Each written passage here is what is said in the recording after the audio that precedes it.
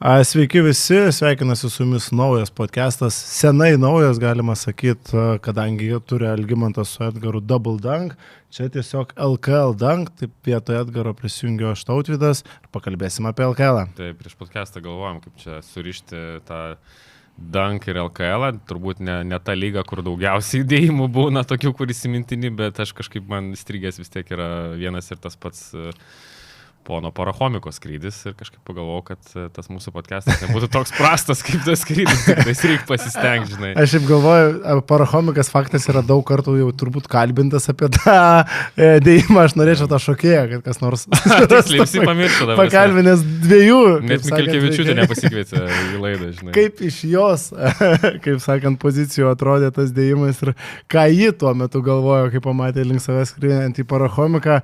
Aš pagalvoju apie tos įdomiausius LKL dėjimus, tai Jevtokas per Saboniją.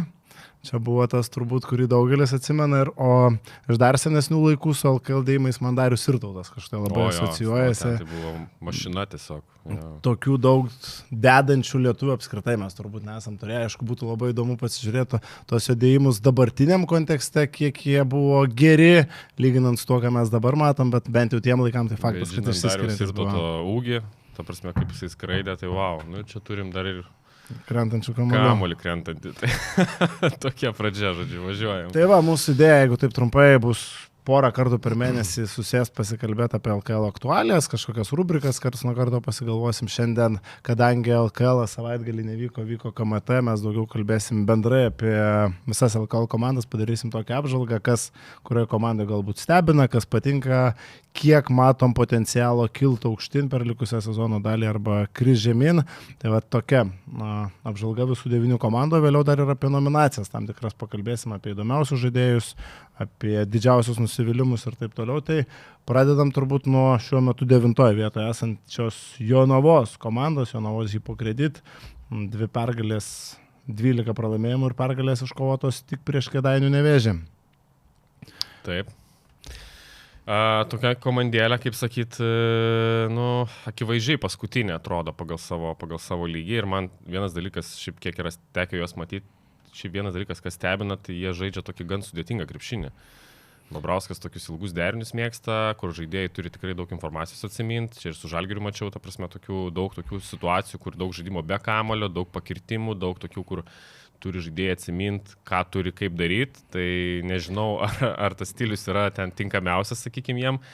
Bet aišku, turbūt nepuolimas yra didžiausia problema. Šiaip pasižiūrėjus statistiškai, tai ką, blogiausia gynyba. Realiai pasižiūrėjus ir tų tokių žaidėjų, kurie galėtų labai kažką sustabdyti, nėra. Tai vargsta, žinai, Jonava ir kai pasižiūrėjus aukščiau, ką žina, ar jinai gali kažką aplenkti. Bet šiaip, dabar paminėjai tą žaidimo stilių gana sudėtingą čia su Bobrausko atėjimu sietum, ar jau prie Pauliaus Juodžio, matai kažką tokio panašaus. Kažkiek buvo ir prie Juodžio. Nes aš atsimenu, tarkim, tas pirmos rungtynės, kai dar tas LKL labai daug to dėmesio pritraukė, jie pradėjo rungtynėms su Žalgiriu, kur viskas tikrai netrodė taip prastai, ten metė visai neblogą iššūkį dar sezono pradžią ir tas pats Henningsonas, kuris buvo siūlomas ir Utenai, atrodė kaip gana nemažo potencialo žaidėjas, gerą mačą sužaidė ir Repšys, kur iš vis atrodė, kad bus didžiausias sezono proveržis ir kad kalbėsim kaip apie lietuvį, kuris dėjo didelį žingsnį į priekį, bet iš Repšio gero sezono starto nesigavo kažkokio labai jau stabilaus žaidimo, ten tie skaičiai galbūt geresni, kad būdavo anksčiau, bet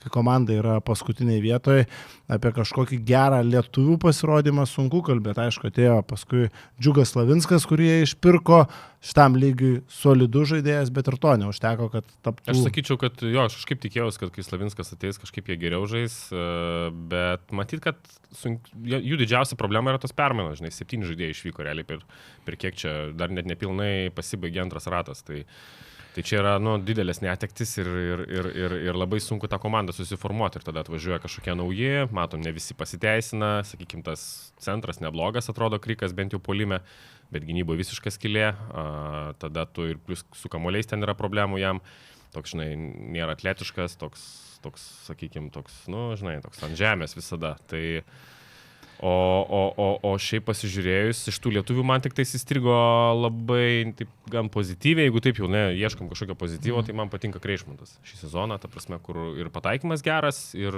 2,5 atkovoto kamuolio puolime, tai yra vis tiek labai solidu, kaip bežiūrėsi. Aš dabar galvoju, Kreišmantas yra turbūt vienintelis likęs žaidėjas iš tų kelių sezonų, tai jis jau prieš tai sezonuose turėdavo tą tokį pagalbinio žaidėjo vaidmenį, kuris tikdavo tam pačiam Mantai Šerniui gana puikiai, jisai būdavo tas energijos žaidėjas, kuriam nereikia kamuolio. Mes kalbam, kad tokie žaidėjai labai naudingi aukštesniam lygiai, tai Kreišmantas tai LKL puikiai darydavo, susirinkdavo skaičius, be derinių jis gerai tiko šalia tų talentingų žaidėjų Jonavoje, kai buvo Brendonas Šildresas ir taip toliau. Tai iš toje komandai, kurioje gerokai mažiau talento, faktas, kad Kreišmantas tampa dar svarbesnis žaidėjas, o Jonavos, tokios komandos, kurios biudžetas yra ribotas, visada lubos atsiremia į tai, kiek tu pataikysi su tais talentingai perimetro žaidėjais užsieniečiais. Jeigu pernai pavyko atsivežti tikrai gerus krepšininkus, o nekalbant dar anksčiau apie Šeškaus laikus ir Glynus Watsonus, tai šiemet akivaizdžiai prašauta, tarkim, tas pats dabar papildęs komandą Olinas Carteris, tai žaidėjas apie nieką. Tragiški procentai visiškai. NKL. Sužaidė porą rungtynių geresnių, bet šiaip jo. Sutinku pilnai ir šiaip bendrai žiūrint LKL, taip tom mažesnėm komandom, tas gyvenimas yra labai sunkus, nes visų pirma, čia iš patirties galiu pasakyti, kad labai sunku yra prisivilioti žaidėją žaisti į LKL, nes visi, sakykime, šitą lygą nėra vertinama kaip ta, iš kurios tu gali daryti kažkokį šuolį labai aukščiau. Čia tokių pavyzdžių, iš tikrųjų, ne per daugiausia, ne vienetai, kai žaidėjai tikrai šoka. Kitas dalykas, vėl Europinio turnyro neturėjimas, tu žaidži tik LKL, čia, žinai, ta lyga, tie važinėjimai po tos kaimus, čia oras prastas, žodžiu, tikrai tiek, kad Jonava dar vieta, šiek tiek patrauklesnė geografiškai vis tiek. Taip, arčiau Kauno, bet kas yra svarbiausia LKL komandom, tai yra turėti gerą reakciją sezono metu. Man atrodo, kad tu jau tokio lygio komandom, ta prasme, tu neišvengiamai prarasi lyderius, jeigu jie gerai žais, tu net gali pataikyti vasarą, pavyzdžiui, atsivežti gerus žaidėjus ir matom šį sezoną visiškai visų apatinių komandų lyderiai išvažiuoja. Tu turi būti pasiruošęs tuo metu reaguoti ir atsivežti kitą žaidėją ir su juo pataikyti. Ar tu gauni kiek 10 000 išpirka geriausiu atveju, ten 15 000, kad tai 10-15 000 nuveiks, tai va čia tas skaudi realybė, kad ir pataikęs tu dažnai labai greitai prarandi. Dar norėjau paklausti, čia daug tų diskusijų apie Kirvesą buvo. Kokį to įspūdį yra palikęs? Nes buvo apie nieką? Taip. Okay. Apie ką jis yra? Užtvarą gerai pastato. Blemba, man ta jo atkarpa pernai įspūdį padarė. Tai žiūrėk, man atrodo, kad kai žaidėjas atsiduria tinkamose sąlygose ir yra tinkamai išnaudojamas, tarkim, Šernius, jis atsimenu tada ir pasakė, aš žinau šitą žaidėją, žinau, kas su juo daryti, jūs man nepasakokit, ir jisai pastatė į to rolinių centrų, kuris stato gerai užtvaras, nusima kamuolius, jam nereikia iš jo taškų. Tai va čia... Aš manau, kad mes vis tiek pritempinėjom. Jo lygis yra toks, kad vis tiek jisai po krepšių, pavyzdžiui, jam trūksta ūgio užsibaiginėti. Jisai ten yra apie 2 metrus, jis nėra neturi kažkokio vertikalumo didelio. Neturi didelių kažkokių ten gebėjimų, sakykime, žaisti 1-1, ten, sakykime, klaidinančių judesių neturi. Tai visiškai priklausomas nuo gynėjo. Prisiminkim, Pašernių vėlgi toje komandai buvo geresni gynėjai. Jis daugiau tokių lengvų taškų prisirinkdavo, tas procentas aukštesnis buvo, kažkiek to pasitikėjimo daugiau. Ta komanda žymiai geriau žaidė. Bendrai paėmus, puolime tokio daug buvo, žinai, tos energijos teigiamos. Ir tada kažkaip jisai įsipaišo, bet šiaip realiai, toks jo lygis, aš manau. Čia paskutinis sezonas LKL. Kur turbūt priklausomas nuo to, kokie kūrėjai šalia jo visiškai. Tai. Žinai, ir toj gynyboje, jisai, nėra, kad jis kažką tau labai duotų toj gynyboje. Nėra kažkur labai stiprus. Jisai fiziškas žaidėjas, jis tau gali pasistumdyti, bet čia toks, žinai. Tikrai iš bėdos variantas. Taip apibendrinant Jonavą, aš tai nematau galimybių kilti aukštyn, nebent kažkas dar pildytųsi, kažką ištrauktų iš rinkos, bet šiuo metu... Lemma, kai tu po 100 taškų praleidai vidutiniškai, tai... Tai Neptūnas tau gali papasakoti, kaip 100 taškų praleidžiant galima. Bet tu neturi tiek talento. Bet tu neturi Richardo Lomažą. Tai sudėtinga, žinai. Kažkokią nebenzūkį ištrauktų, bet dabar panašu, kad Jonava turi kitų problemų, tai kažkaip nesitikiu. Ir tai mes abu turbūt sutinkam, kad lieka 9 vietą ir čia tas geras perėjimas, mes kalbėjom apie tai, kaip sunku komandam, kurios atranda gerus žaidėjus ir juos išperka. Ir mes iškart perinam prie Nevėžio, kurie tikrai atrado gerą žaidėją tarp sezonių ir iš karto jo netenka. Jeigu, tarkim, Nevėžis Tony Perkinsą būtų išsaugojęs iki sezono pabaigos, jie bent jau dėl 8 vietos tikrai būtų konkuravę, nes šitam lygiai Perkinsas buvo keičiantis, viską darantis krepšininkas tiek, kad užmečiau akį, kaip jam sekasi televizija. Tai nusivylę, jeigu atvirai, nes Italijos lyga mes žinom, kad jinai yra gana dėkinga statistikai, gana dėkinga rinktis taškams. Bet ten nėra paprasta žaisti irgi. Ir plus komanda, tai pabaigiant Revizonų tribulę, tikrai aukšto lygio klubas, kur ten mes ir lietuvių esame nemažai turėtas pats Osvaldas Olisevičius, ten rungtynėvęs Dimša anksčiau yra žaidęs, tai 2,5 taško, 2,5 naudingumo balo vidurkį, kol kas kiekis ten 6 mažus sužaidė. Tai... Jo, šiaip, turi 2 pergalių atotrukį nuo Jonavos, bet pats krepšinis tai...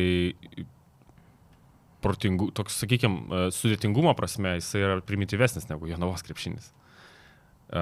Eglinskas yra sustatęs labai paprastą žaidimą. Jie žaidžia šiaip labai paprastai, puolime iš vis labai daug individualumo, jie yra paskutiniai pagal rezultatyvius perdavimus, man atrodo. Jie ta prasme labai daug ką sprendžia, tokiu grinai, gynėjas turi kamuolį, jis žaidžia paprastą pick and rollą ir paskui pats savo ieško metimo. Aš sakyčiau, jiem labiausiai trūksta iš vis tokio įžaidėjo, kuris įtrauktų kitus, nes ta komanda, kiek aš bežiūriu, žaidžia labai tokį savanaudišką krepšinį. Ir pagal skaičius tai yra blogiausias puolimas lygoj. Ir jeigu, pavyzdžiui, mes palyginsim šitą krepšinį su Petrausko laikais, tai yra didelis skirtumas. Petrausko komanda labai dalindavosi kamuoliu ir labai akcentuodavo perimetrą ir turėdavo gerą puolimą, kokybišką puolimą. Šita komanda to neturi.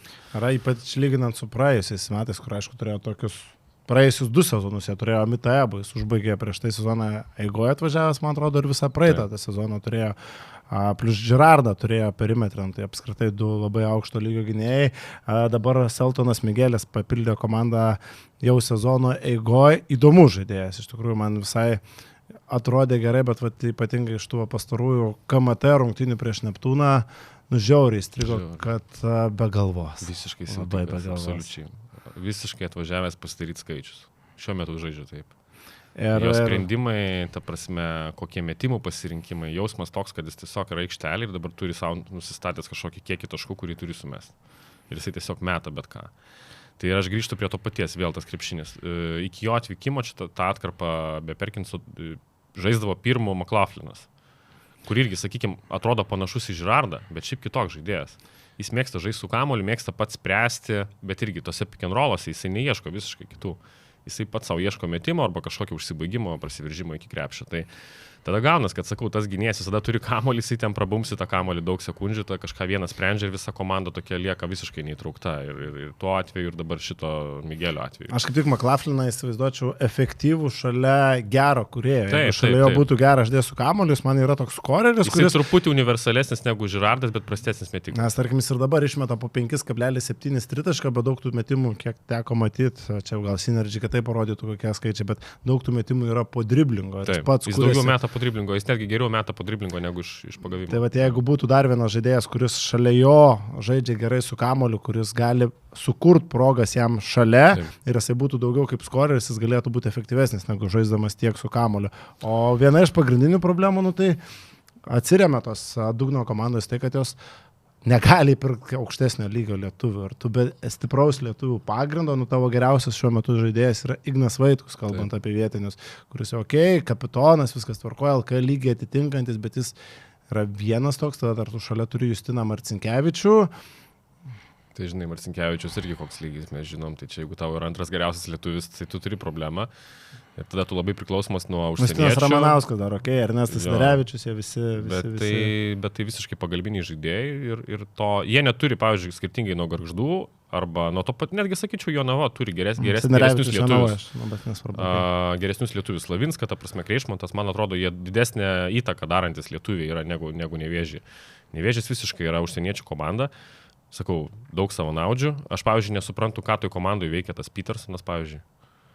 Tu turi tokį darbininką, kuris ten tarsi ginasi, žinai, ten kamuolį spaudžia, bet ta prasme, puolime bičas, visiškai negalime tritaškio ir tu ten jį pasistatai.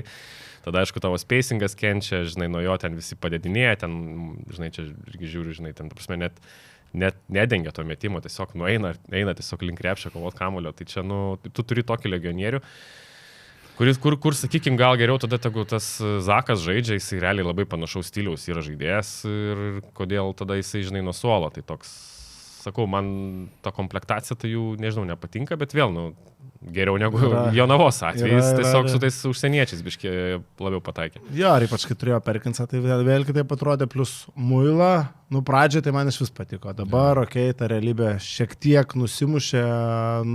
nusimušė tas bendras vaizdas, nes tu matai jo visišką ribotumą bent kiek toliau nuo krepšio, kai buvo žaidėjas baudas metą. Kiek metimai jo kosminiai. 33%. Tai nu čia, aš atsimenu, čia Heisa, žinok, man atrodo, muša jo tą mechaniką. Čia jau galėtų ten, žinot, kas nors pasigūglinkit, pažiūrėkit YouTube, kaip čia Heis meta baudas, tai vat, kas nežino. Iš vietinių žaidėjų dar, vat, kas yra įsiminęs, Ignas Ramašauskas, Neptūno servis yra turėjęs ten 15 ar net keliasdešimt pramestų baudų metimo seriją, tai va kažkas tokio aš LKL, nelabai net atsimenu, kad kažkas būtų turėjęs 33%, buvo tam pačiam Nevėžį, irgi aukštų ūgis, kuris per vieneras rungtynės prametė visą eilę baudų metimų, bet jo, aš atsimenu,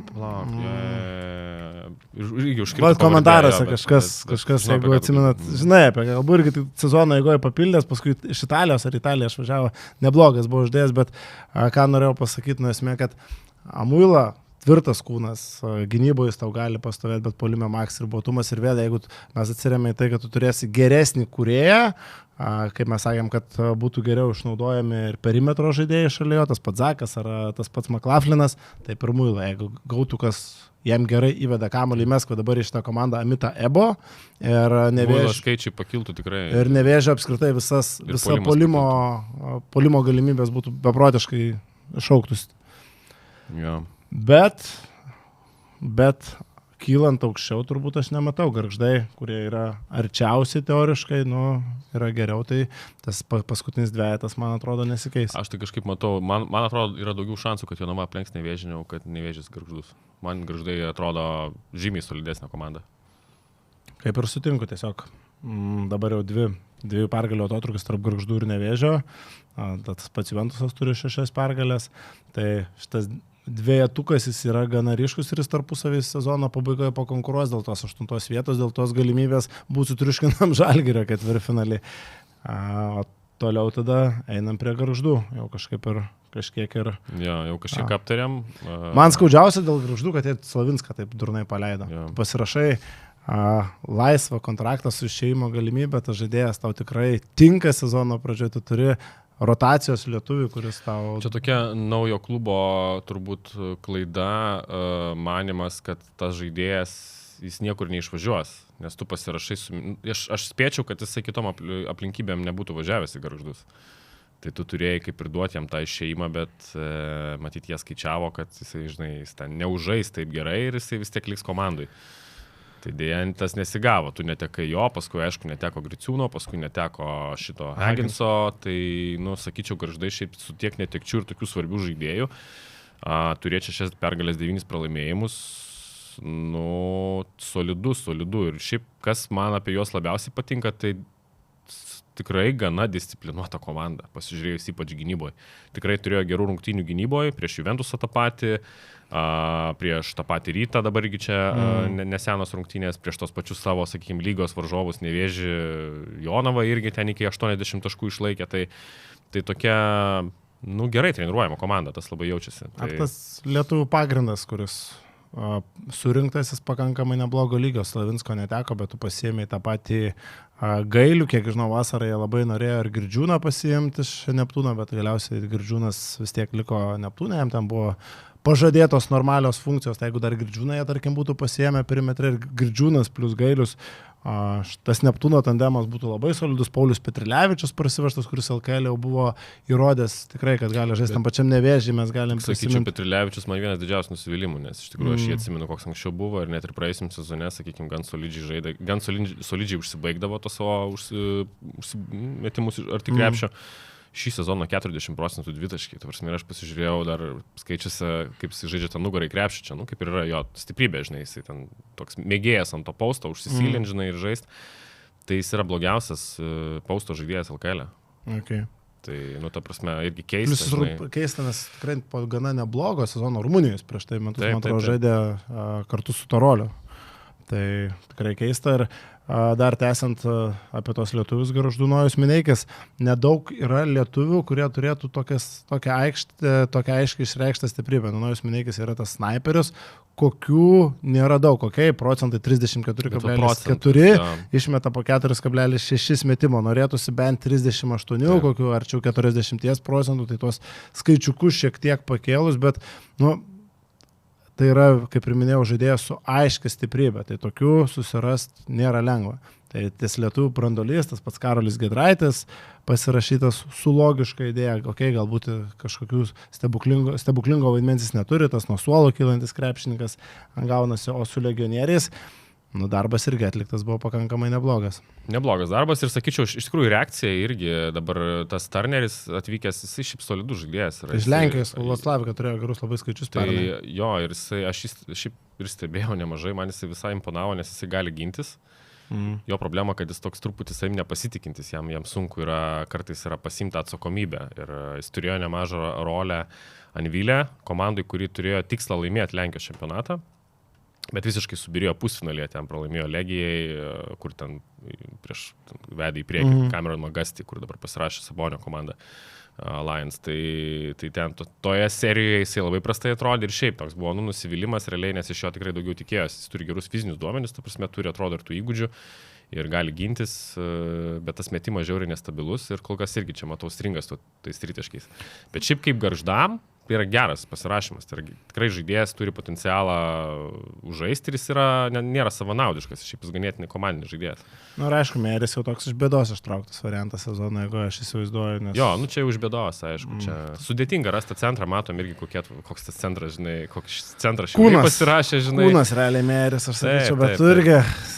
Supranti realią situaciją, kai ta piniginė yra ribota, tu negauni ten kažkokių stebuklingų išpirkų už to žaidėjus atvykusius, tavo sezono metu reikia surasti, tai ką, dairaisi į Latviją, Mėris net tenais kažkokių stebuklingų skaičių neturėjo, tai tas Kūnas yra, kaip ir sakai, Petrilevičius pagrindinis centras, jeigu dar pradėtų žaisti taip, kaip tikėtas, tai Gargždų tos galimybės galėtų būti dar didesnės. Vaištaras, aš tikėjausi šiek tiek daugiau, mes sulaukiam pagaliau tų žaidėjų sugrįžtančių iš NCAA, Vaištaras ta pirma kregždė, sakykime.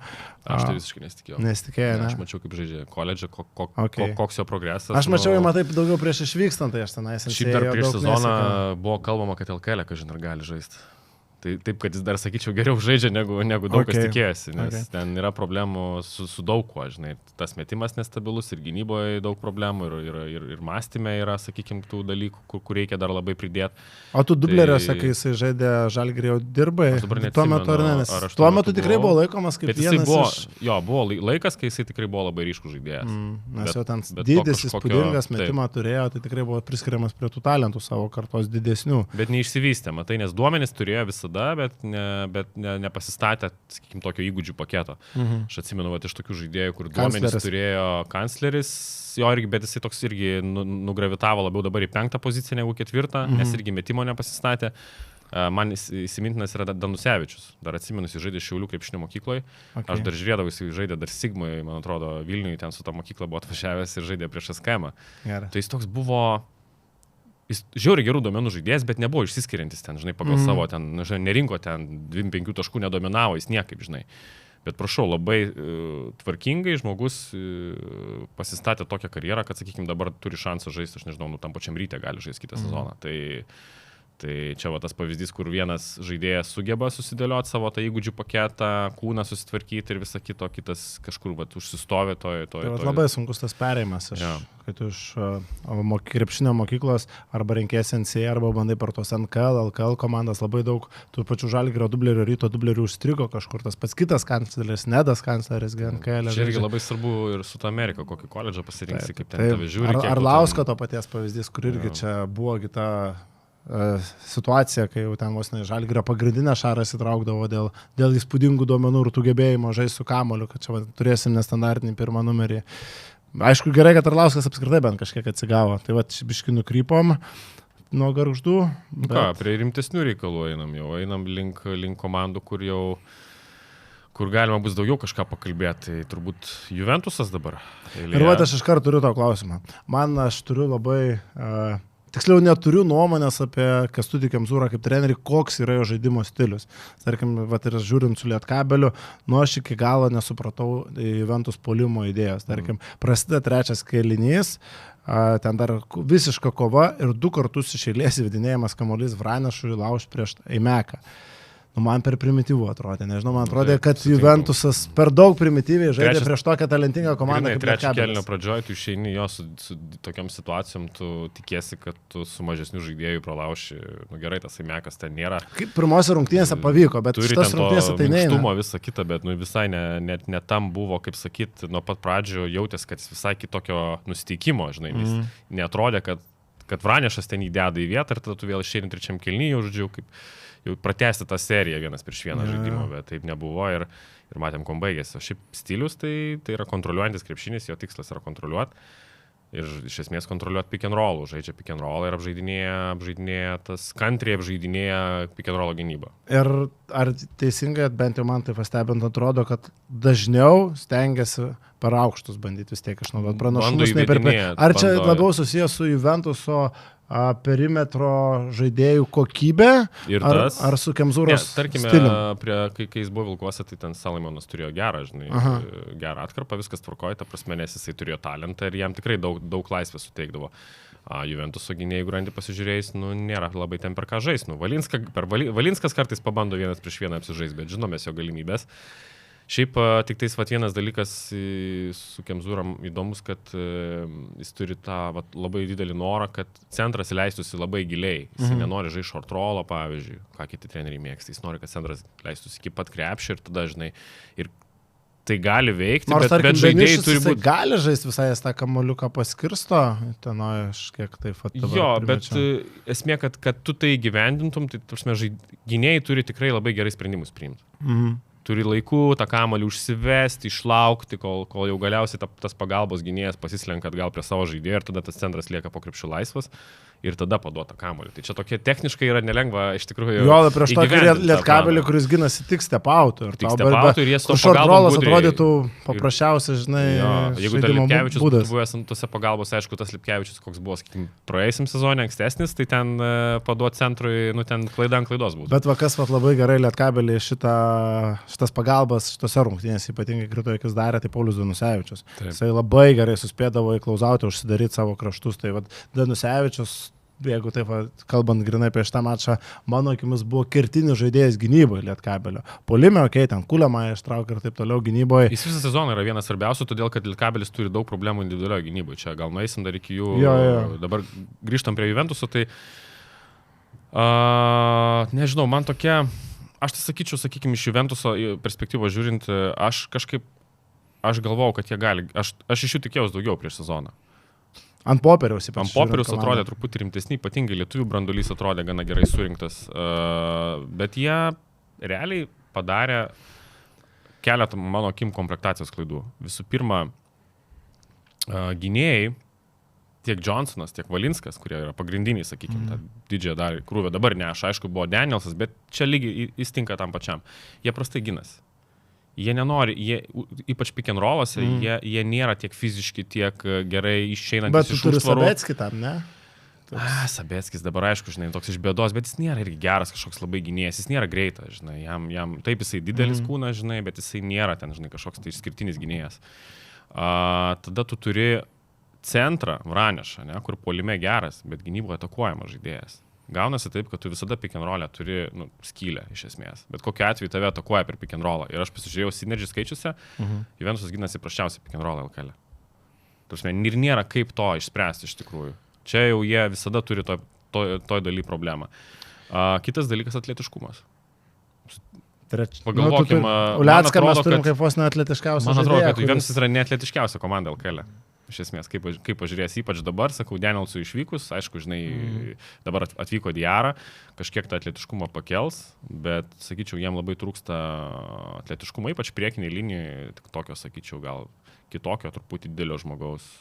Tu turi Venskų plus Beniušį vienas, plečiantis aikštę, kitas standartinis toks centriukas, bet nėra atletiškiausias. Gal fizinės jėgos Beniušis ir turi nemažai, tam pasistumdyti 1-1 paustapę, bet atletiškumo kaip ir nėra. Visiškai, žinai, jis pausto žaidėjas šis. Taip. Tai gal tas yra, kad du gana panašus centrai, Vranešas ir Beniušius, jie nėra, kad vienas kitą labai papildyti. Gal kažkoks būtų atletiškesnis, toks labiau tas rimraneris vadinamas, kažkoks, kur galėtų ten bloką uždėti, gal arba pasikeis, pavyzdžiui, labiau Svičolui tinkamas centras. Nes ne vienas Nes dabar gynyboje būdų yra keistis. panašus, sakau, perimetrė irgi tu realiai neturi gerai besiginančio nei vieno, tokio tikrai gerai besiginančio. Bet Diarra gal šitą ir pridės, aš įsivaizduoju, nes Diarra perimetrė, bent jau iš to, ką mačiau. Ilgos rankos, jisai šiaip toks gali būti all around man toks žaidėjas. Aš nesu tikras, kad jis turės, žinai, noro labai ten dirbti gynyboje, nes man, kiek aš jį dabar stebiu, kiek čia mačiau tas kelias rungtynės, man susidaro įspūdis, kad jis labai mėgsta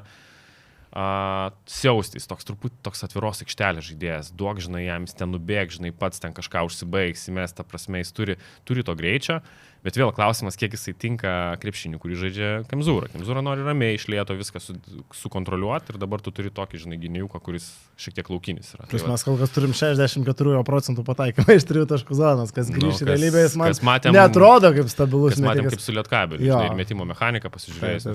Jis nėra man žaidėjas orientuotas į metimą, kad jisai gali pataikyti, taip, bet tai tikrai nėra sniperis, bent jau kokį įspūdį aš susidariau. Ir mes gal kiek mažai apie tą patį Maliką Johnsoną palėtėm, bet man atrodo, čia vienas turbūt didžiausių nusivylė. Manau, kad jo. Nors šiaip jisai sezonui bėgant, aš dar atsimenu sezono pradžią, tai iš viso aš buvau nustebęs, ta prasme, ką jis čia veikia ir kaip jisai, kiek laiko jis išbus klausimas, man buvo Utenoje, bet matyt, žinai, kaip žmogus yra geras profesionalas, žodžiu, toks komandinis, tai matyt, žinai, kaip sakyti, neskubėjo jo kažką kitą vežtis vietojo, gal ir nebuvo kažkokių variantų geresnių, nežinau.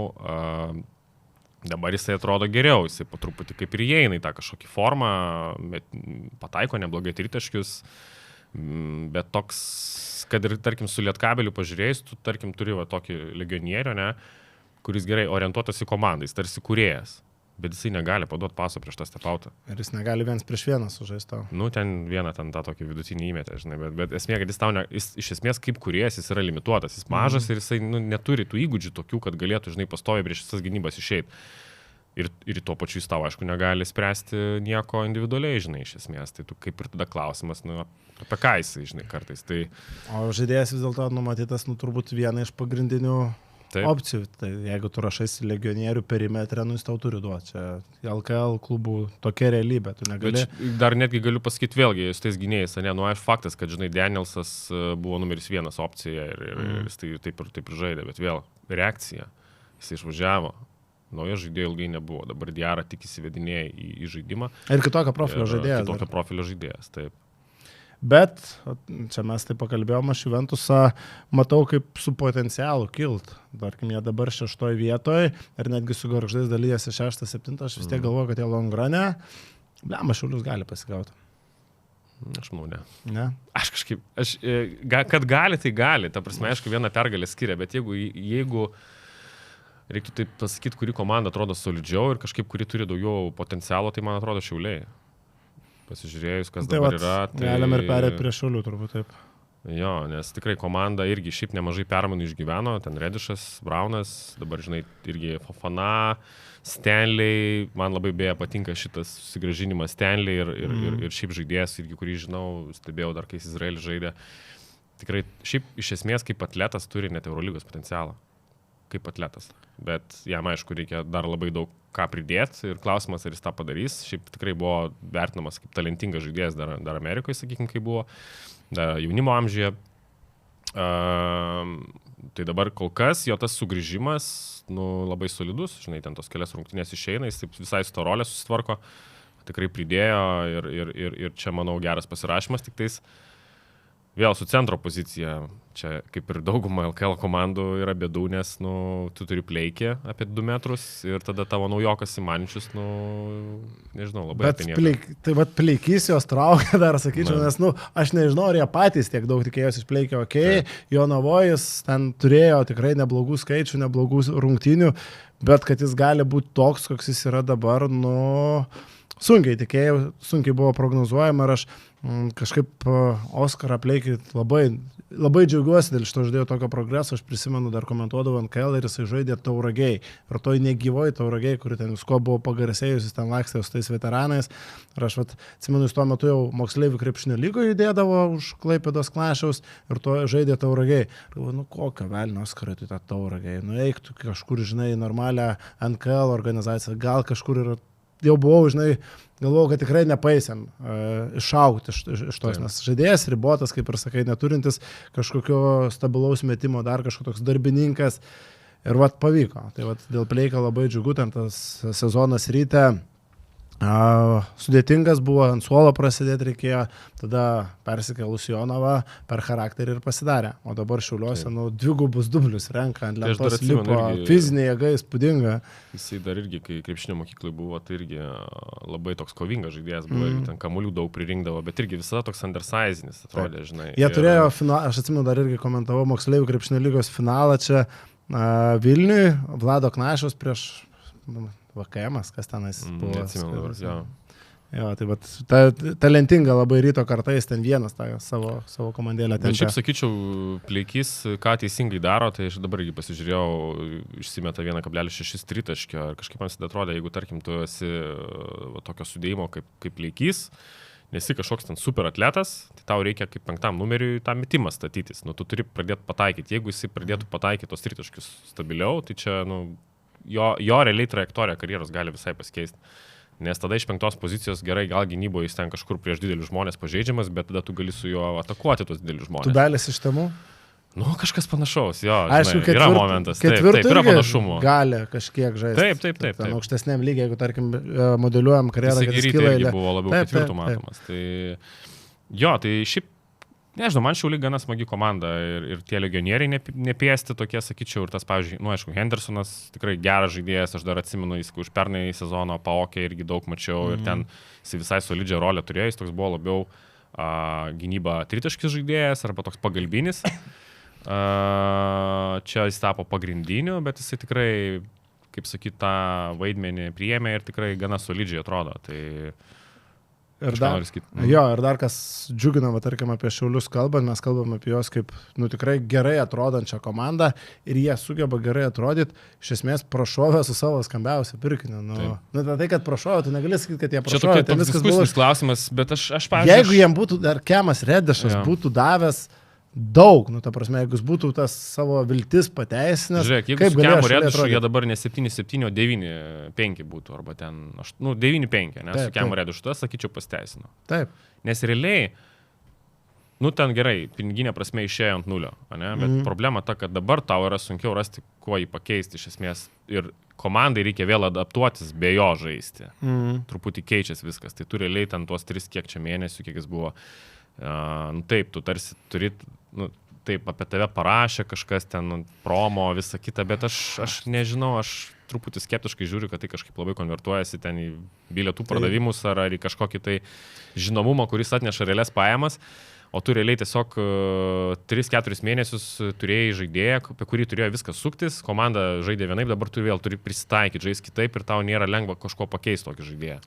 Ten vietiniams sirgaliam, jam reikia pergalių, jam reikia rezultatų, jam reikia įveikiamo Neptūno, ne kad tas žaidėjas būtų palakstas Los Angeles Lakers ar ten Instagram'e turėtų. Žinai, lietuvių neapgausi, ten pačiai pradžiai, tvarkoj hypas atėjo, pamatė, kad toks slunkis, žinai, nei ten stengiasi gintis, nei kažką ten toks ant savęs kažką žaidžia, bet ir tai nestebuklas, tikrai ne Kobe Bryantas ar kažką, žinai. Aš žinau, vienas iš pirmų Šiaulių rungtynių žiūri, nepasakysiu su kuo ir, taip sakau, jeigu niekas nežinotų, kuris yra Kemas Redešas, kuris yra Cedricas Hendersonas, tai 90% ant Cedrico Hendersono būtų sakę, čia šitas NBA karjerą turėjo. Tai apie ką mes kalbame. Kita energija, žinai. Šiaip man dar iš tų legionierių patinka Maknaitas irgi. Aš galvoju, kad šitas žaidėjas, mes čia dar nueisim prie kategorijų, bet jisai vienas iš tų, kurie gali pasidaryti gerą karjerą Europoje, jeigu metimą tik pasistatys tokį truputį stabilesnį turėjo, žinai. Būtent mes reikia nepamiršti, kad kalbam apie pirmus metus Europoje žaidžiantį žaidėją. 23 metų dar. Tai pirmi metai jie visuomet būna beprotiškai sunkus ir mes galim Jonavos atsiminti, šitas McEwenas buvo praėjusiais metais paimtas irgi, kur...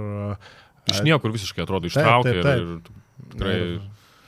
Dabar klausimas kaip dabar, bet jisai paskui, man atrodo, solidų visai sezoną turėjo. Bet galima bus prasičekinti, bet esmė, kad tais pirmais metais iš karto turėti normalioj lygoje, bet kokiu atveju 10 taškų 12 naudingumo balų gynėjai iš JAV prisitaikyti prie kitokio žaidimo stiliaus iš NC. Mes nekalbam net atvykus iš, nežinau, iš žemesnio lygio, iš dar kažkur, bet kalbam tiesiai iš NCAA, visiškai nemačius europietiško krepšinio. Bet čia yra kelias, kurio turėtų eiti, aš manau, tos mažesnės LKL komandos, kadangi visų pirma, tie žaidėjai neturi statuso ir jie kainuoja sąlyginai nedaug. Nu, sakykime, ten gal tau būtų sudėtinga atsivežti žaidėjus, kurie sudalyvauja tam Portsmouth Invitational turnyrai, kurį aš važiuodavau irgi ir važiuoju, sakykime, tokios aplink Europos taurę čempionų lygo komandos, ten tie žaidėjai, nemaža dalis jų eina į G lygą, žaidžia pirmą sezoną, tai, sakykime, tokius atsiveš sudėtinga, bet jeigu tu visą sezoną skiri maksimalų dėmesį tam NCAA krepšiniui, tu ten tikrai gali rasti po tokių žaidėjų, kurie tavo atvažiuos už tos 4-5 tūkstančius ar mažiau netgi, už 3-4 tūkstančius. Ir svarbiausias dalykas, čia vėlgi buvo Petrausko irgi nevėžė momentas, kad tie žaidėjai alkani yra. Tu atsiveži, pavyzdžiui, dabar 27 metų ten tą Ashton Langfordą, kokia jo yra motivacija, viskas, jisai nebebus labai geresnis žaidėjas, jis jau tuoj pikė savo bus. Taip. O tu geriau atsiveš 22 metų, 23 metų kažkokį ką tik koledžą pabaigusi, kuris ten gal irgi nebuvo kažkoks išskirtinis, bet jisai bent jau ateina su idėja, reikia kad labai gerai namų darbus padaryti. Tai faktas. Čia į kurią pusę reikia, žinai, būtent žiūrėti. Tai sakyčiau, kad tai tikrai gali atsipirkti, žinai, jeigu į tai investuoji. Aš dabar, kai visuomet, kai ruošiuosi, tarkim, Eurolygos rungtynių komentavimą, visada pasižiūriu, tarkim, tų amerikiečių pirmas komandas Europoje. Žiūrėk, kokias. Ir tikrai yra žaidėjų, kur Kosovo lyga, Suomija. Tai daug tų Eurolygos krepšininkų, jie pradeda nuo žemiausio laiptelio, tada tas kitas žingsnis būna natūraliai kokia Turkija, Graikija, jau tave, tu Suomijos lygai, tu turi 20 taškų, tave pasibandys koks Trabzonsporas Turkijoje, arba ten, nežinau, ar Prancūzija, San Quentinas. Tai iš tos, Kosovo dar kažkur lygos, tada tu Trabzonspore turėsi 15 taškų per 2 metus, tu būdamas 26-27 metų ateisi į Eurolygą. Tai aišku, čia reikia suprasti, kad tokių situacijų iš 51, gal iš 101, bet toks... Ne, bet būna, ta prasme, tai nebūtinai Eurolyga, tai tu ten, žinai, sakau, gali rasti tikrai žaidėją, kuris gali Eurokapo lygį pasiekti ir tai jau tau gerai, nes sezono eigoje, tarkim, ypač antroji sezono pusė, kai jis jau apsiprastų, jau turėsi, pavyzdžiui, žaidėją, kurią mokyk ten 3-4 tūkstančius, tau žais kaip 6-7, tai žinai, čia jau kaip ir tu išloši, žinai. Tai jo, Šiauliai tokių žaidėjų turi ir dėl to man sakau, ir legionierių grandis jų patinka. Ir patinka iš tikrųjų tas lietuviškas branduolys. Žiūrėsim, sakau, Pleikys, Baslykas solidžiai atrodo, susigrąžino ir tikrai gerą sezoną žaidžia. Kariniauskas yra labai tinkamas žaidėjas, toks tą chaosėlį sustatyti vietas, kartais jo būna per daug, žinai. Tas pats Romančenko irgi solidus variantas, žinai, nuo suolo. Tai... Jeigu taip, reiktų Songailo žaidimo stilių tau apibūdinti, kažkas kažko nustebino, kažkas buvo, būtent, sakytum, kaip Songailos vizitinio kortelė. Labai aš matai nežinojau, vėl čia jo debiutas, aš įsivaizdavau, kad bus kažkas panašaus. Aš pasakysiu, man labai primena tas stilius Sireika. Daug tokių trumpų, derinukų, tokių paprastų situacijų, bet tokių pakankamai gudrių. Su mintim, didelis dėmesys matosi tai komunikacijai, ryšiai su žaidėjais kurti. Gal Sireika, gal čia pagal šitą prasme, gal kas treniravosi dabar juokėsi, sako, tu turbūt nežinai, kas yra Sireika, negerai, atsiprašau, čia šitą vietą, bet iš paties braižo, tai man kažkiek panašu Šiauliai yra savo stiliumi. Tai ir plus, sakau, Songaila labai teisingų kelių eina, kad jaučiasi, kad jo akcentas yra vis dėlto tapti to treneriu, kuris mezga ryšį su žaidėjais. Nes čia modernaus trenerio dabar, sakykime, pagrindinis atributas turėtų būti gebėti tuos legionierius kažkaip pritraukti su jais, kažkokį ryšį rasti. Mūsų lietuvių treneriai, retas, kuris sugeba tą tokį nuoširdų, artimą ryšį rasti su amerikiečiais. Ir turbūt šią dieną vieną didžiausių potencialų turintis jaunas lietuvis treneris, kur vis tiek, treneriui tas statusas jis duoda nemažai, kai Songaila yra Songaila, buvęs NBA žaidėjas ir su tais amerikiečiais lengviau šnekėtis, nes, palauk, aš tai žaidžiau NBA, tu tai žaidži Šiauliuose. Čia daro įspūdį. Aš žaidžiau, žinai, Lietuvos rinktinė, aš turiu Sidnėjaus medalį, aš turiu dar kažką, tai čia prieš lietuvius groja, nes žinau, kas Songailo, prieš amerikiečius, prieš ką jis turi NBA žaidėjo statusą. Tai faktas, kad jis ir kaip treneris turi patirties, kaip asistentas, ta prasme, kad irgi nėra tik pradedantis visiškai, žinai, užsivilkęs tą švarką, žinai, ką tik. Tai gerai, prieš Šiaulių keliamės į Panevėžį. Jo, ten randam ne tokį perspektyvų trenerį, bet kaip sakyt, patikrinta. Patikrinta laiko, tai va dvi priešingybės, Songaila prieš Šanaką turbūt. Ir žaidimo stilium irgi turbūt kažkiek. Gal vis dėlto kitoks biškelis žaidimas, vis tiek Songailas. Ne, tai sakau, kad priešingybės. Jo, būtent priešingybės, jo. Tai iki vakar būtume kalbėję, kad Lietkabelis turi problemų ir visą kitą, žinai, labai rimtų ir čia dabar, žiūrėk, vakar parodė, kad gali žaisti tą krepšinį tikrai solidžiai.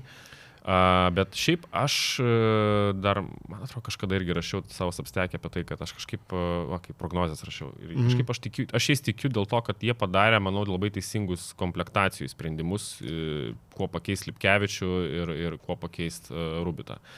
Manau, abu žaidėjai labai tinkami, ta prasme, Furmanavičiaus įsigijimas čia iš vis yra toks, tiesiog idealus, čia nieko geriau negali sugalvoti. Pasirašyti Furmanavičių Lietkabeliui, kai tu netinki Lipkevičiaus. Aimoko aš, pavyzdžiui, labai tikiu. Man jis labai patiko pernai, ką aš mačiau, žinai, mačiau jį tam Portsmouth Invitational turnyre, ta prasme, aš matau jame didelį potencialą kaip vidurio puolėją. Ir tiesiog jam reikia laiko, jam reikia įsivažiuoti, reikia išmokti daug dalykų. Bet aš kažkaip jaučiu, kad jis antrojo sezono pusėje vis solidesnis bus. Tai Lietkabelis turi viską, kad tas žaidimas taisytųsi. Ir aš manau, kad ta antro sezono pusė bus stabilesnė. Ar tas žaidimas yra pradėjęs taisytis? Tarkim, buvo tas juodžiausias momentas, gruodžio 28 diena, jie pralaimė Kėdainių Nevėžį ir ten Nenadas Šanakas ir spaudos konferencijoje kalba, kad viskas yra blogai. Ir aš nuo to momento matau spirties tašką, aš šiaip apie Lietkabelį vis tiek daugiau iš Europos taurės perspektyvų galėčiau kalbėti, nes ten daugiau mačiau, nes ne LKL ir tu matai tada tas pergalės prie Šulmą, tu matai pergalę prieš Juventusą LKL ir tarkim su Breso Burgu yra patirtas pralaimėjimas 73-86, nežaidė ten Lietkabelis blogai, mes kalbam apie tikrai pajėgę Europos taurės komandą, kuri tiesiog savo fiziškumu sudaužė tada Lietkabelį ir, tu kažkokių priekaištų neturi ir dabar tu turi tą išsitrauktą seriją prieš Juventusą. Tai faktas, kad dabar Lietkabelis jau tik orientuosis į LKL ir kaip nutinka visada su Lietkabeliu antrojo sezono pusė, kai jie paleidžia Europos taurę, net reikia suprasti, Lietkabelis turi 8-9 žaidėjų rotaciją. Nes pastoviai traumuotas bent vienas. Ir dabar vėl dar Saudžinai. Lipkevičius iškrenta. Tu žaidi prieš Europos taurės komandą trečiadienį, tu parskrendi, tau šeštadienį žais su gargždais kokiais, kurie visą savaitę tau ruošiasi. Tavo lygio skirtumas nėra tiek didesnis ir natūralu, kad net gargždai gal blogą pavyzdį paėmiau Nevėžis. Nevėžis yra Lietkabelio kriptonitas turbūt 6 metus kokius iš eilės ir tu nuo to Nevėžio gauni, bet ar atėjus lemiamam laikotarpiu serijoje tu nepasimsi Nevėžio? Pasiimsi. Aišku, su Nevėžiu neteks jam žaisti, bet čia kaip pavyzdys. Ar jie dabar prieš Juventusą išėję ketvirtfinalio seriją LKL nebus favoritai? Jie bus favoritai ir vis tiek tam ketvirtį LKL greičiausiai turės būti. Ir dar kuo šitas Lietkabelis skiriasi nuo ankstesnių metų, jis turi daugiau talento perimetre. Flauersas yra žiauriai geras pasirašymas ir kai jis atvyko iš tos Heidelbergo komandos, atrodė Vokietijos vidutiniokai neįsitvirtinę žaidėjas, apie ką jis čia bus, nes aš jau tikrai nebuvau matęs iki tol, tu matai kažkokį CV, bet žaidėjas, tai Lietkabelis sakė, kad norėjo jo dar prieš sezoną, jo negavo, akivaizdu, kad patikrintas variantas, akivaizdu, kad žinojo, ką gaus, akivaizdu, kad žinojo, ko nori ir dabar šalia jo ir Kristianas Kulemaja gali atrodyti geriau, nes jam yra dar vienas žaidėjas su kamoliu, jis gali daugiau orientuotis į metimą Kulemaja, jis gali susimesti po driblingą kažką. Jaučiu, kad jie truputį persidengia jų tie stiliai ir Kulemaja kartais turi problemų, paprasčiausiai, kad jis to kamolio negauna dažnai, nes Flauersas jis nėra žaidėjas, jis labiau ant savęs žinai žaidžiantis. Ir jeigu taip lygint, tarkim, su praėjusiu sezonu, tai sutinku, kad Flauersas yra geras pasirašymas sezono eigoje ir matom, žinai, kiek duoda jam puolime.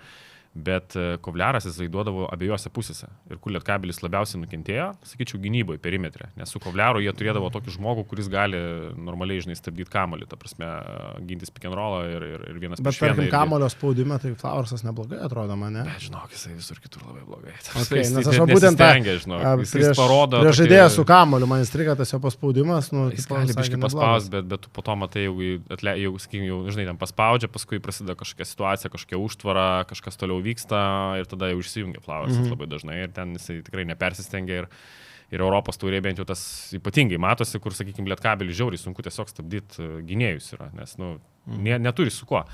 Tai Kovliaras jisai turėjo dar tą fiziškumą, tą tokį koncentraciją didesnę, norą ginti, sakykime taip. Tai čia aš sakyčiau Lietkabeliui, taip jeigu juos lyginant minusas, bet ten Morisas dabar po traumos grįžo vis tiek, jisai, kad ir koks būtų, žinai, aš galvoju, lemiamuose kovose jis ten, žinai, su savo patirtim gali ten pataikyti tritaškių.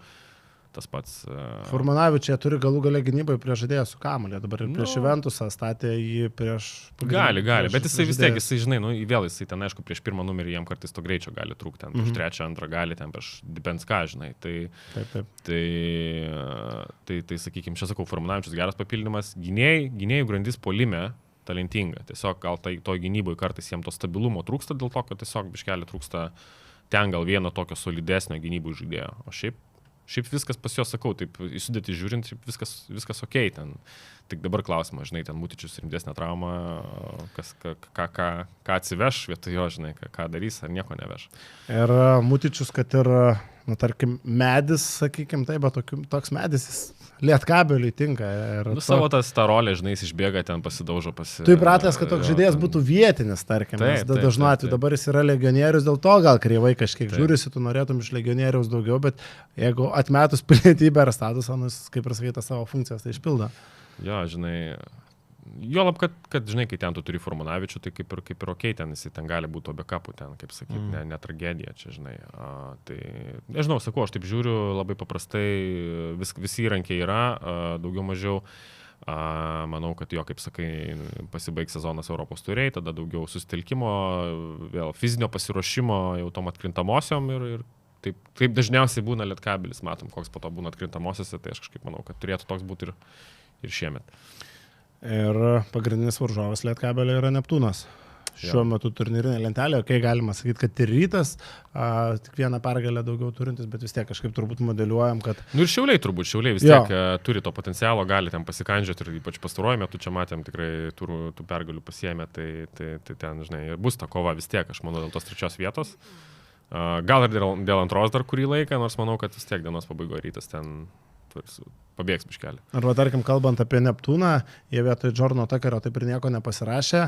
Ir Jornas Tuckeris irgi buvo žaidėjas orientuotas į puolimą. Žaidėjas, kuriam reikia kamulio iš trečios pozicijos, kas prie šitos Neptūno gynėjų grandies atrodo šiek tiek keistai. Ir dabar, jeigu jie dar pildysis, nes jau nesipildo, nežinau, kiek čia praėjo 2,5 mėnesio nuo Tuckerio išvykimo. Tai jie pasirašė Majauską, visus perstumė per poziciją. Kozys ten grįžo po traumos, tada dabar Watermanas dažnai. Jo, bet Kozys buvo ir prieš sezoną. Tai pirminė modelį turėjo būti Jordanas Tuckeris trečiu numeriu ir jie tiesiog žaidžia dabar 3 gynėjais labai dažnai.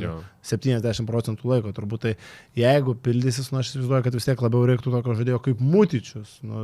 Tiesiog... Aš nemanau, kad jie tą trečią poziciją pildysis. Greičiausiai ne, nes jau kaip sakant, Europos taurės traukinys jau nuvažiavo, LKL-ui turbūt su šita sudėtim važiuos.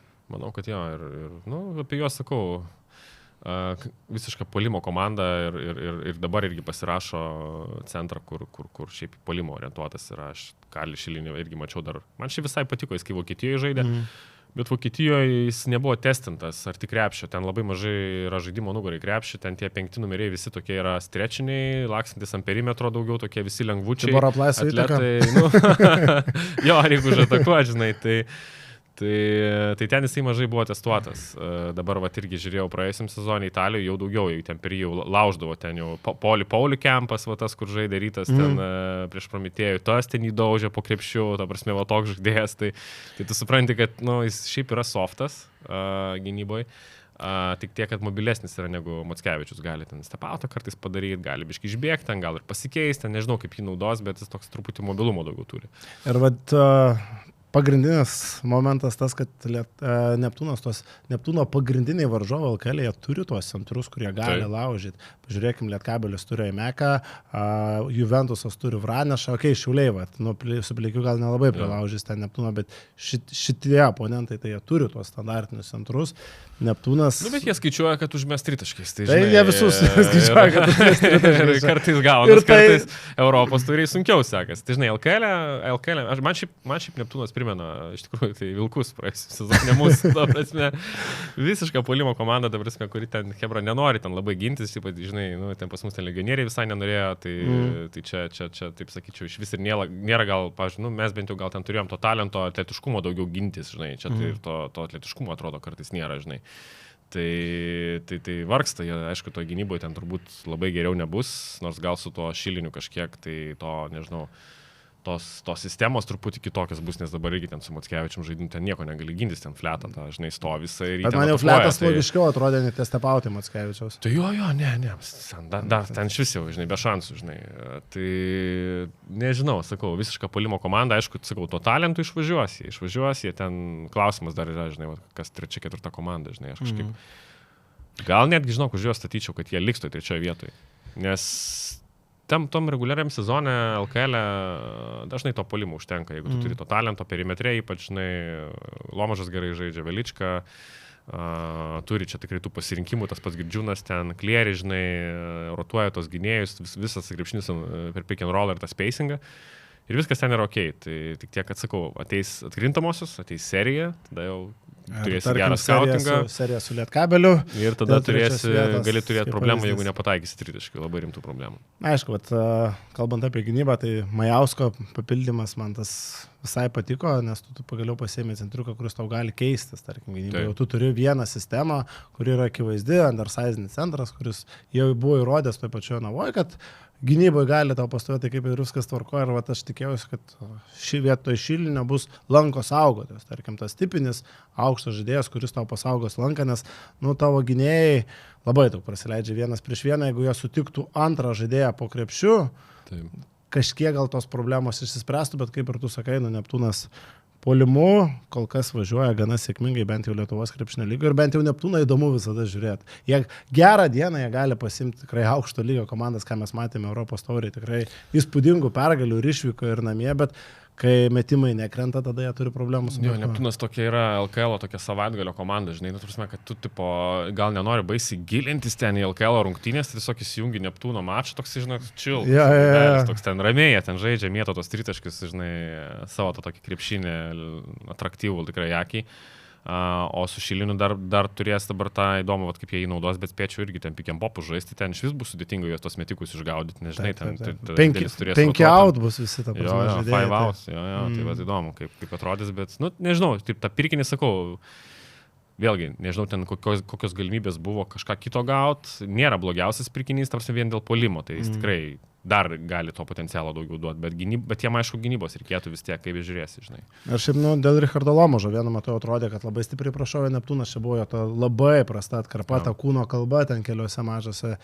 Atrodė, kad žaidėjas visiškai nusivylė savo vaidmenį komanda nusivylęs, bet šiuo metu Richardas Lomažas tapęs gana stabilių komandos lyderių ir tas tikrai džiugina ir su tokiu Lomažu, koks jis yra dabar, Neptūnas yra konkurencingas. Tai čia turbūt labai stipriai priklauso ir koreliuoja Neptūnas nuo to, koks į svarbiausias kovas ateis Lomažas. Kiek jis, tarkim, pavasaris, balandžio mėnuo, tarkim, čia nekalbame apie reguliarų sezoną, kiek jis jau sėdės ant naujo kontrakto, kiek jis bus motyvuotas žaisti maksimalią energiją, tarkim, LKL playoffuose.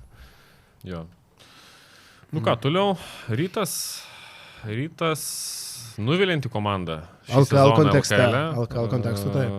Tikrai nuvilinti, turi daug problemų. Matom, čia netgi sakau, tas mačas su Šiauliais, kur KMT, nu turėtum gal solidžiau pasidaryti Šiaulius, nu vis tiek KMT, žinai, viską jau tu ten tiek čia esi prasileidęs, žinai, nu kažkokio tai noris tokio vis tiek tokio rimtesnio požiūrio, ten gynybai ir taip toliau. Tai bėdų yra, aišku, išvyko Radzevičius, tas labai irgi jaučiasi iš karto per discipliną, per gynybos galimybės, tai dabar žiūrėsim, aišku, kaip atrodys tas Carolinas, kur, manau, toks iš bėdos pasirinkimas, bet kaip ir tai, nu, kažkokiai tokiai darbininko roliai, kaip ir tinkamas turbūt, bet manau, kad jiem iš tikrųjų svarbiausias yra tas Speedžio Smito įsigijimas, nes ten bent jau kažkiek dabar yra galimybių susitvarkyti perimetro gynybą, truputį bent jau kažkiek pasigerinti, nes dabar atsirado žmogus, kuris gali dengti tą patį Lomašą, ten kažkokį varžovo, tą, sakykime, skorerį. Tai tu jau nesi tiek skilėtas, nes dažnai, kai tu žaidi su Walkeriu ir su Hardingu, jo, nu, ta prasme, ten yra tiesus kelias link krepšio, dar ten pick and roll gynybai Gudaitis, tai kaip sakyt, neįmanoma apsiginti normaliai. Galvoju, kad Paliukėnas iškritęs, kuris tau galėjo duoti gynybą, Ignas Sargiūnas kažkiek yra geriau besiginantis žaidėjas perimetre, bet tai irgi jis galėtų geriau, jis ta prasme, jis turi tikrai savybės, jis turi atletiškumo, greičio, pakankamai neblogą dydį, bet, aš nežinau, man toks jausmas, kad jisai vis tiek save labiau projektuoja ir mato kaip puolimo žaidėją ir toks jausmas, kad toj gynyboje jis daro daug mąstymo klaidų, jis dažnai nesuartėja prieš užtvaras, daug tokių žinai, dalykų, kur neįdeda pakankamai pastangų ir proto, sakykime, ir kur tikrai galėtų būti geresnis. Man įdomu, kiek Jordanas Carolinas galės būti žaidėjų gynybinių, ta prasme, kiek jis gali gintis prieš kelias pozicijas, nes jeigu jisai gali gintis, tarkim, nuo 2 bent jau iki 4 numerio, tai jau būtų didelis upgrade'as Rytui, nes jie tokio žaidėjo net neturėjo su Gyčiu Radzevičium. Būkime atviri, Gytis Radzevičius nėra gynybinis žaidėjas ir čia yra mitas, kad Gytis Radzevičius yra gynybinio profilio žaidėjas. Komandiniai gynybai geras. Komandiniai, bet jis individualioje gynyboje, tai galim prisiminti, Žalgiris Taikinį jam buvo uždėjęs ir čia buvo Tautvydo Sabonio, kiek žinau, idėja, kad atakuoti reikia Gytį Radzevičius. Tai mes atsimenu su Vilkais su Tarmanu, irgi ten bandydavom laužti ir ten, aišku, Tarmanu, jeigu su galva gerai būdavo, tada viskas baigėsi. Žalgiris ieškodavo perimetro žaidėjo, kad išsivestų ant Gyčio Radzevičiaus ir viskas ok, Gytis buvo didelė figūra Ryte, faktas, kad tai yra talentingas žaidėjas ir puolime labai daug duodavo ir komandinė, kaip sakai, gynybai, bet tarkim, jeigu Jordanas Carolinas duos individualios gynybos 1-1, kaip ir sakai, Speedy Smithas jau kažkiek perimetrė irgi tau paspręs, tai gali išspręsti nemažą dalį problemų gynyboje, o talento puolimui susikurt, tikrai yra pakankamai. Tas Padžerikas Hardingas, tu turi Gudaitį, kuris, jeigu mes kalbam ne apie FIBA čempionų lygą, o kalbant apie LKL, Gudaitis yra dominuojantis centras Lietuvoje. Čia mes kalbėjom, kad Neptūnas neturi kuo stabdyti, niekas neturi kuo stabdyti, išskyrus Žalgirį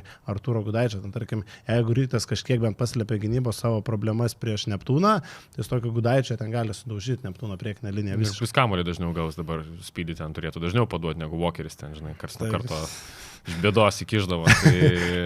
Žinai, su Karolainu šiaip bent jau Prancūzijoje tai labai prastai gynės klauzautus. Ten mušė žiauriai, ta prasme, ten visiškai ant kojelių nesustovėdavo. Tai man įdomu, aš tik stebėsiu, kada pradės testuoti jį. Kitos LKL komandos, kada pradės targetint klauzautuose, ta prasme, kai jis turi atbėgti, žinai, ten uždėk metimą.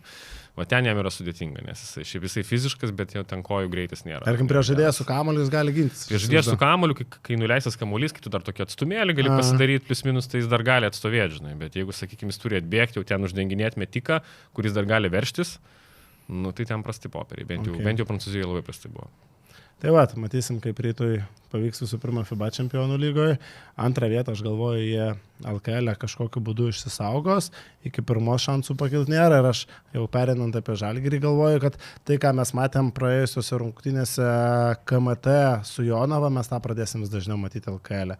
Žalgiris jau yra užtikrinęs pirmą vietą dabar iš esmės reguliariam sezone, nes yra 4 pergalių atotrūkis nuo Ryto, 2 tarpusavio pergalės, Eurolygoje ateina svarbiausia atkarpa, kur tu negali dalinti taškų ir tu geriau duosi Kajui Mikalauskui, Ignui Štombergui ir dar prisiregistruosi dublerių daugiau žaidėjų ir ilsinsi Eurolygai savo pagrindinius žmonės. Jo, visiškai sutinku. Nematau prasmės ten, žinai, žais pagrindiniais žaidėjais, LKL rungtynių, tvarkoji ten pralaimėsi vieną kitą, gal ten mačą dėl to, bet, klausyk.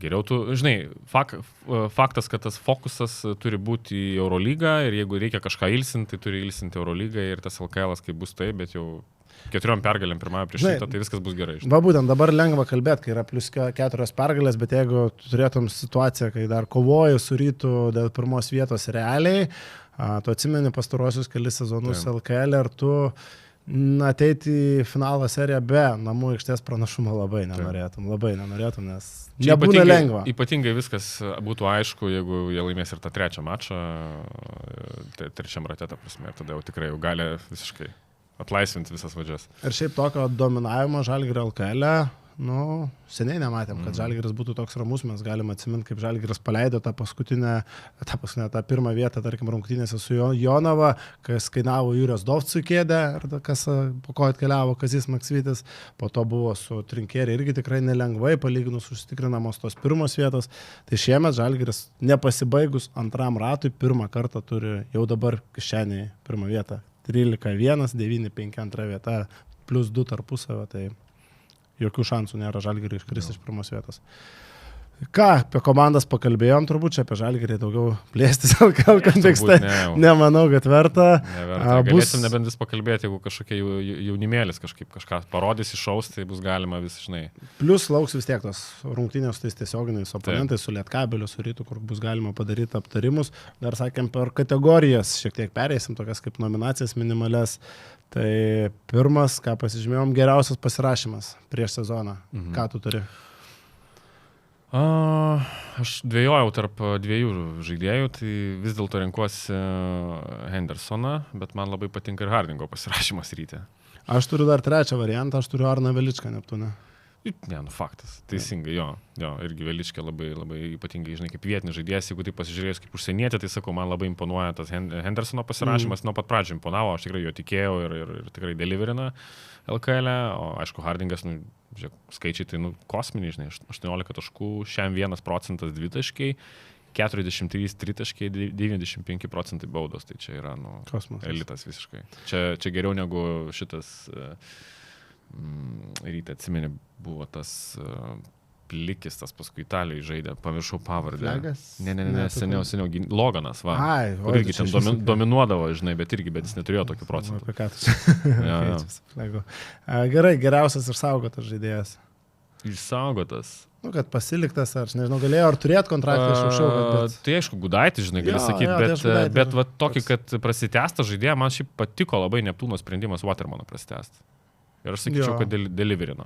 Tikrai, jisai savo rolę gerai išpildo, jis ten puolime, žinai, plečia aikštelę, jis toks šiaip protingas žaidėjas, gali net per kelias pozicijas žaisti, tai toksai, žinai, labai solidus rolės žaidėjas. Ir didelis pliusas, kad jis buvo pažįstamas Gediminui Petrauskui dar iš Nevėžio, nes jis treniravo Kėdainiuose. Plus tas pats Girdžiūnas, kad jis buvo pasiliktas Neptūno, tai gana logiška, nes jisai tinka labai Gedimino Petrausko žaidimo stiliui. Tarkim, aš įsivaizduoju prie kito trenerio, jeigu ten ateitų koks Čanakas, į Neptūną nuo Girdžiūno jau turbūt nebebūtų reikėję. Aš tik sakyčiau, va būtent, jeigu tu ten planavai Girdžiūną, tai ką veikia Klieriai, žinai, aš sakyčiau, žinai, toje vietoje, jeigu tu turi Girdžiūną, tai tu geriau jau rašykis kažkokį žmogų, kuris gali gintis, atletišką kažkokį, žinai, kur kitos duotų tau dalykus, nes dabar dar ir turi Klierį, kuris irgi labai panašus yra. Tai jo, bet sutinku, čia tam stiliui labai tinkamas žaidėjas. Didžiausias nusivylimas nuo šitą žemai kabantį obuolį paėmiau, tai Kemas Redešas, kad ir kaip bežiūrėsi, aš tikėjausi, kad bent jau kažkokių hailaitėlių, po kurs bent jau tų individualių pasirodymų solidžių bus. O dabar, gavosi tik kaip, kas ten Danilovičius, tik vardas ir kontraktas. Ja, žinai, aš tikrųjų, aš iš Redešo nesitikėjau nieko labai daugiau. Jis daugiau mažiau pasirodė taip, kaip aš galvojau, nes vis tiek man labai įstringa tas atvejis, kad žinai, su kokiom ambicijom žaidėjas atvažiuoja, tai man susidarė įspūdis, kad jis neturėjo kažkokių ypatingų ambicijų.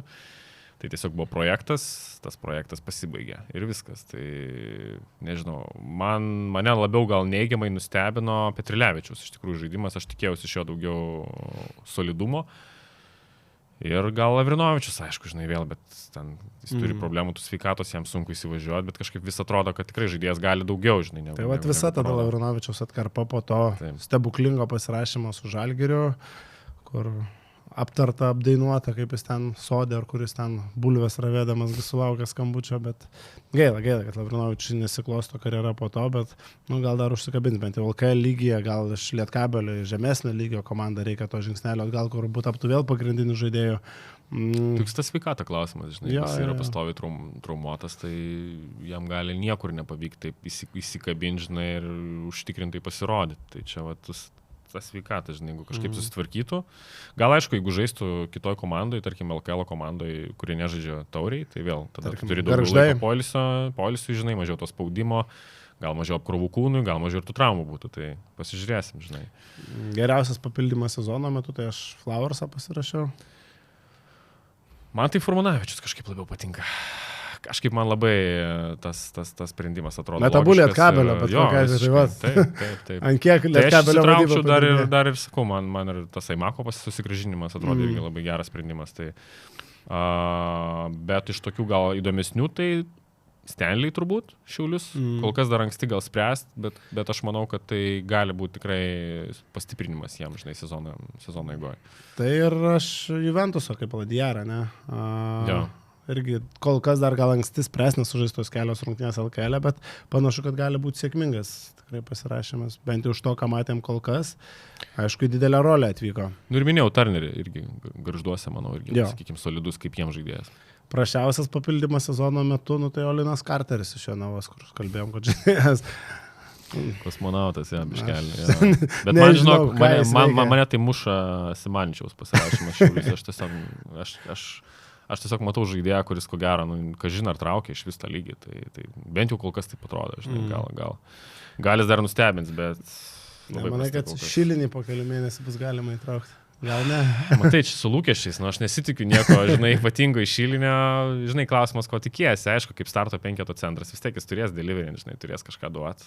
Kažkaip, vis tiek, aš galvoju, puolime jisai pritaps ten.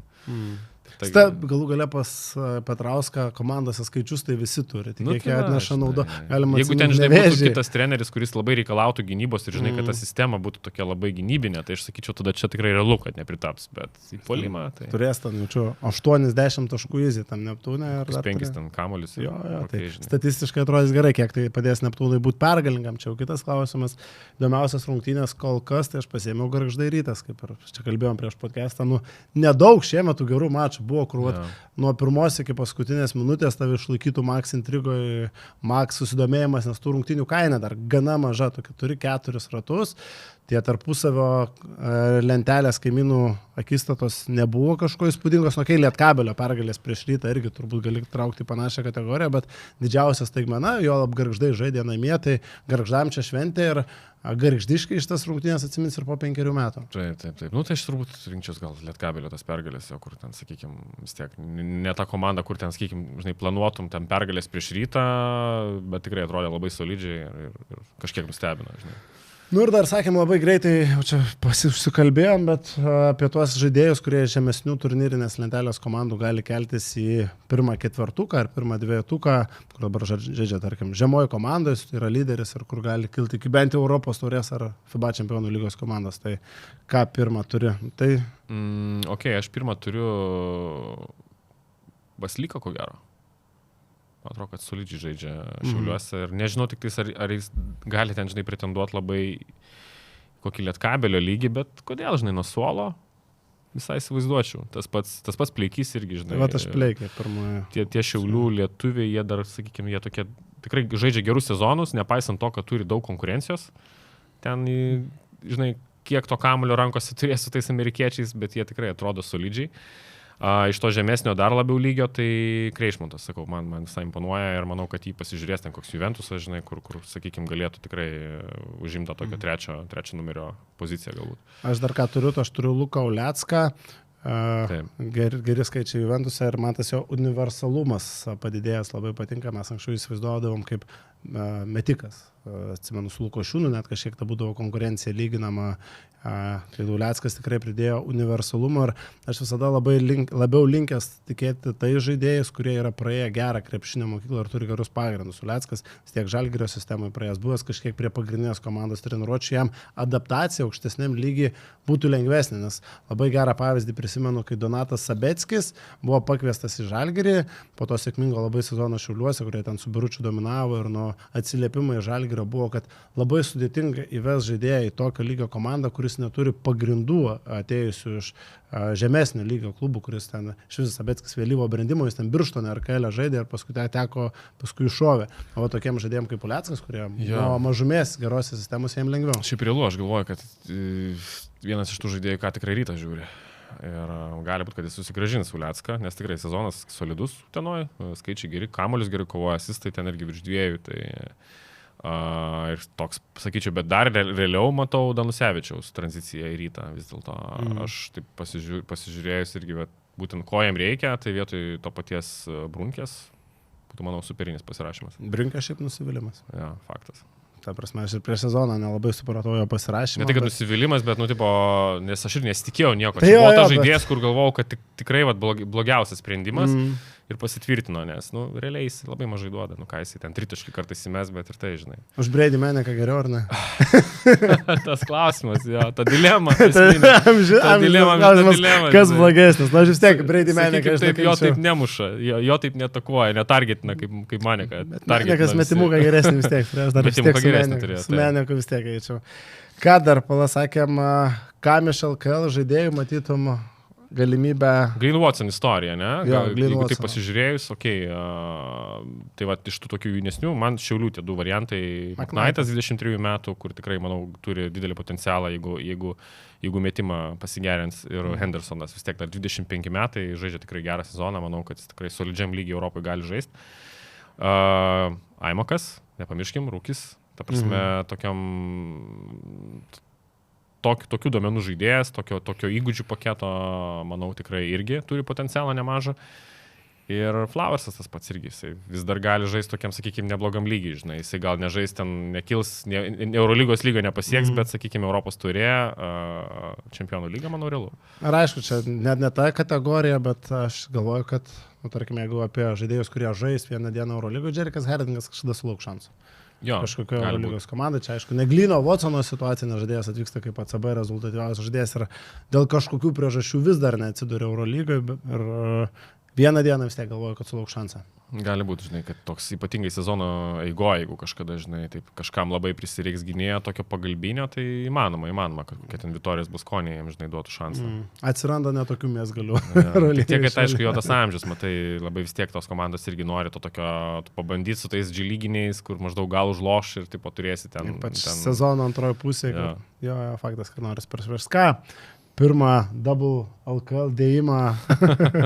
Taip, LKL užkalbėjom, LKL dunk, ne double dunk, LKL dunk reikia pačiam atsimint. Užkalbėjom, aptarėm visas komandas, pasimatysim turbūt už porą savaičių, bus sužaista daugiau rungtynių. Kai pabūsiu Edgarų, spauskit laiką, spauskit subscribe. Tas pats kanalas, kaip kad jūs double dunką įrašinėjat, kiek žinau, ten pat keliasi. Taip. Gausit pirmą informaciją apie, kada pasirodo Eurolygos podcastas, kada LKL, apriepiam visas svarbiausias temas. Ačiū, kad žiūrėjot. Ačiū, iki.